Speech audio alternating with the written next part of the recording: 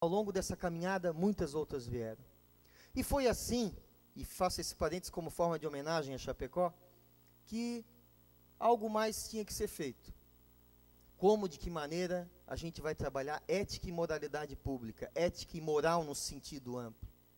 Primeiro ponto de partida. Quando você fala em ética, e aí vem agora a teoria base filosófica, que é a base desse projeto, quando você fala de ética, você não está falando de norma. Moral, sim, moral é norma de conduta, ética não. Ética é relacionamento, ética é ação, ética é o que você faz no seu dia a dia, é o que você faz com os seus exemplos do dia a dia. Isso é ética. Então, nós estamos numa área totalmente, num terreno movediço, porque o que é ético hoje pode não ser amanhã, especialmente num mundo, num planeta tão doido, tão maluco, aonde nos últimos 50 anos nós tivemos mais alterações tecnológicas do que desde a existência humana até então. Então o mundo sofre com a tecnologia, com as descobertas, uma rede, e o que é um valor num país não é o mesmo valor ético no outro. E mais do que isso, o que era um valor antigamente, hoje já está distorcido. Então, como formatar essa ética, essa exigência nos dias atuais? É o primeiro grande desafio que nós temos. Calma, qual é o nosso ponto de partida? Aonde a gente quer chegar? E aí, meus amigos, a ética ela pode ser resumida, aí a gente vai se valer. Vamos usar aqui 3 teóricos, mas a principal delas é Hannah Arendt, autora alemã, judia alemã, autora de vários livros, Julgamento e Responsabilidade, Eichmann em Jerusalém, e a partir desses livros, dessas obras, e dessa grande lição de vida de Hannah Arendt, porque a sua filosofia é a partir de uma realidade, isso é fantástico. Ela não veio com uma teoria do nada, ela disse, olha, aconteceu algo na Alemanha, um país desenvolvido, um país com uma ética tida como sólida, povo germânico aí de milhares, uma história a própria que se confunde com a história da humanidade.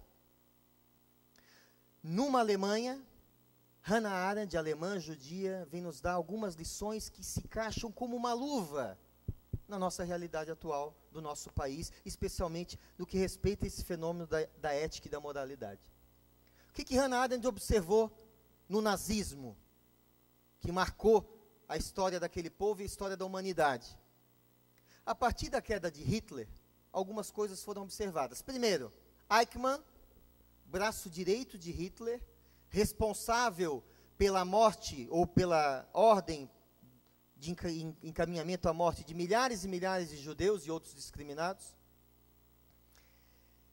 foi preso na Argentina e julgado no Tribunal Internacional em Jerusalém. E nesse julgamento, Hannah Arendt, até numa visão jornalística, observaram o seguinte: Eichmann não tinha a capacidade de fazer um pensamento interior, não tinha capacidade de fazer uma reflexão interior.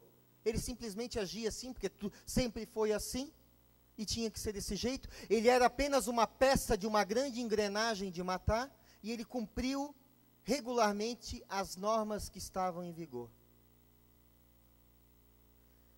E ele não tinha capacidade de fazer uma reflexão interior, interna, uma filosofia própria, um pensamento, uma reza, uma oração, seja qual for a denominação que vocês vão dar a isso, essa reflexão, esse respirar, esse eu vivo, e o que eu estou fazendo com a minha vida?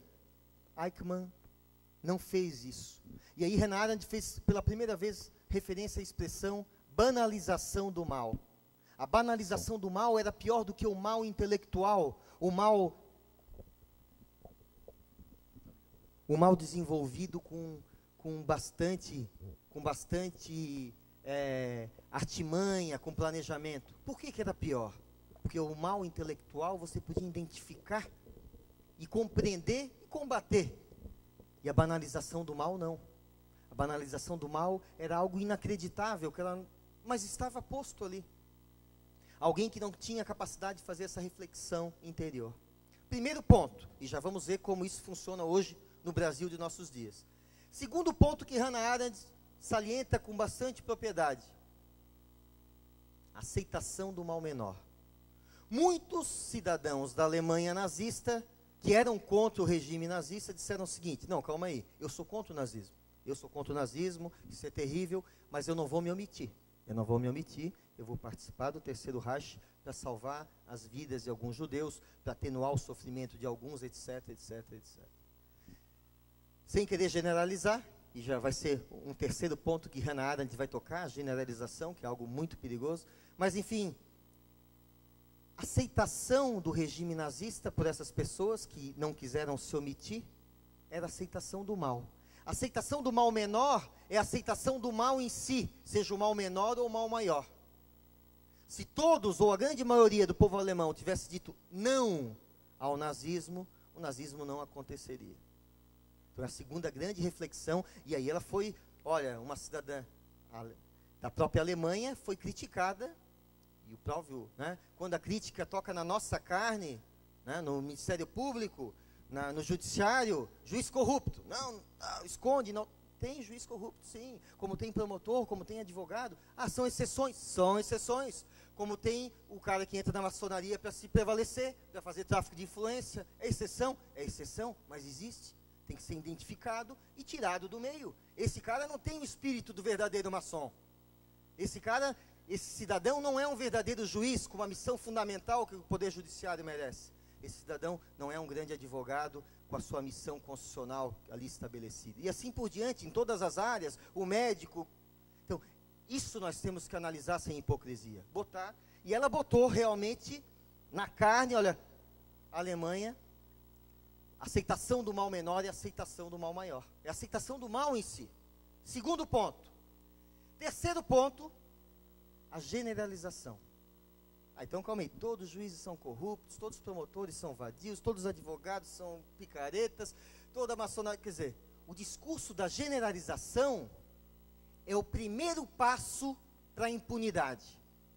Porque quando todos são culpados, e isso aconteceu na Alemanha nazista, aqueles que estavam no poder antes de Hitler, permaneceram na burocracia do governo alemão durante o governo do Terceiro Reich, e permaneceram após a queda de Hitler no governo de Weimar. E o que isso quer dizer? Para essas pessoas que participaram direta e indiretamente desses crimes bizarros de guerra, qual é o grande discurso para evitar a sua punição e a sua responsabilização pelos seus atos? A Alemanha é culpada. A Alemanha pede perdão pelos seus crimes de guerra à humanidade. A Alemanha é culpada. Não, a Alemanha não era culpada. Alguns cidadãos dirigentes da burocracia alemã eram culpados. E o discurso da generalização é muito conveniente para essas pessoas, porque quando todos são culpados, todos são corruptos, os verdadeiros culpados e os verdadeiros corruptos não podem ser identificados e punidos. E vimos hoje aqui, o discurso é o mesmo. A impunidade é o exemplo, é ética, não é uma lei que vai dizer seja ético, ética é ação, é vida, é exemplo. E quando todos são corruptos, quando nós assistimos os jornais que o cara abre aspas para se dar bem, para ser um empresário rico, eu tenho que passar a perna em todo mundo. Para ser um dirigente famoso, eu tenho que passar a perna. Para eu chegar no cargo maior da maçonaria, eu tenho que... Quer dizer, não é assim. Quantas pessoas honestas, quantos empresários têm patrimônio com muito suor, com muita batalha? O discurso da generalização, todo político é ladrão. Está errado. Esses políticos cometem atos de corrupção, vão se defender e comprovadamente, se cometeram os atos de corrupção, têm que ser punidos. E a gente assiste no Brasil, e aqui eu abro um parênteses, algo que...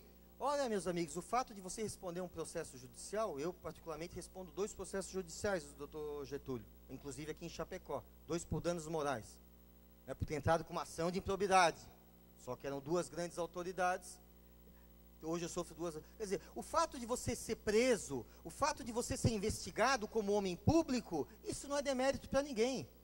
A própria lista da ficha suja, ela tem um critério bastante interessante. Você tem que ter tido uma condenação em primeiro grau, uma condenação no segundo grau, ainda não transitada em julgado, mas está lá. Existe grande indício de que aquela pessoa não pode estar na coisa pública. Acho que é válido, vamos aperfeiçoar esse diálogo, vamos construir isso juntos.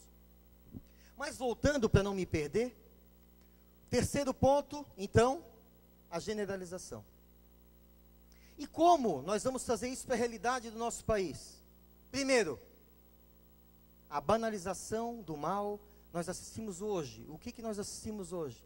E sem dúvida alguma, nós vamos ver mais à frente quais são os instrumentos, que não adianta falar que tem coisa errada e não dar o caminho. E Hannah Arendt nos dá o caminho. Um caminho muito interessante que pode ser aperfeiçoado, evoluído. Ela mesma não tem todas as respostas, e o projeto que você tem a ver com a corrupção não tem todas as respostas. Mas nós precisamos, e aí vem um pedido de ajuda a vocês, a todos os irmãos presentes aqui. Vamos unir forças. Todos esses projetos que foram apresentados aqui, vamos unir forças. Não é hora de a vaidade prevalecer, é hora de somar. Estamos juntos. O objetivo é o mesmo. Vamos estabelecer o nosso denominador comum. E aí, meus amigos, hoje nós assistimos no Brasil a banalização da corrupção. As pessoas não pensam, as pessoas não fazem uma reflexão, as pessoas não fazem uma oração, as pessoas não valorizam mais a família, as pessoas não valorizam mais a vida comunitária. Eu lembro quando eu me criei que a novena era uma coisa fantástica, porque você reunia todos os vizinhos da rua, né? Na época de novena, você ia para a casa daquele. Isso não existe mais. Pelo menos eu não vejo. Nos grandes centros, acredito que isso morreu. Quer dizer, cada vez mais o isolamento, o egoísmo, a corrupção, ou como se diz lá no litoral, se a farinha é pouca, o meu pirão primeiro. Segundo ponto, aceitação do mal menor. Aí, meus amigos, vamos fazer o nosso meia-culpa. Quem de nós, no menor ou no maior grau, e cada um faça a sua análise, não aceitou o mal menor? E o que a gente fala para... Vamos lá, eu e o doutor Getúlio vamos lá, num determinado restaurante, a conta vem, R$100 a menos na conta. O doutor Getúlio olha para mim, eu olho para ele e digo, ó, ganhamos metade da refeição de amanhã. Vamos no melhor restaurante e tal, se demos bem. Qual é a diferença desse ato para o desvio de milhões e milhões de um senador da República, por exemplo, um agente político desonesto, no caso hipotético, um senador da República? Qual é a diferença do ato desse senador da República, corrupto, para esse ato do Afonso corrupto na mesa do restaurante? Duas, questão de quantidade e questão de oportunidade. O ato é o mesmo. O ato é o mesmo. E aí que nós vamos tentar, justamente, a partir do terceiro ponto, que é acabar com o discurso da generalização. Não está tudo errado, nem todo mundo é corrupto, nem todo empresário rico, quer dizer, acabar com esse discurso da generalização. Ah, o Poder Judiciário não tem... Eu, particularmente, conheço o Poder Judiciário. São 10 anos trabalhando com juízes. Quase que não é unanimidade, mas a grande maioria, juízes, trabalhadores, etc. Que tem que tirar o chapéu, porque são serviços, olha, não é uma vida fácil, mas um papel importante, deve ser respeitado. Quer dizer, mas qual é o objetivo disso? Acabar com a generalização. Ah, está tudo errado, eu conheço lá, fulano de tal me falou essa história. Tem coisa errada. E aí que a gente tem que botar o dedo na ferida.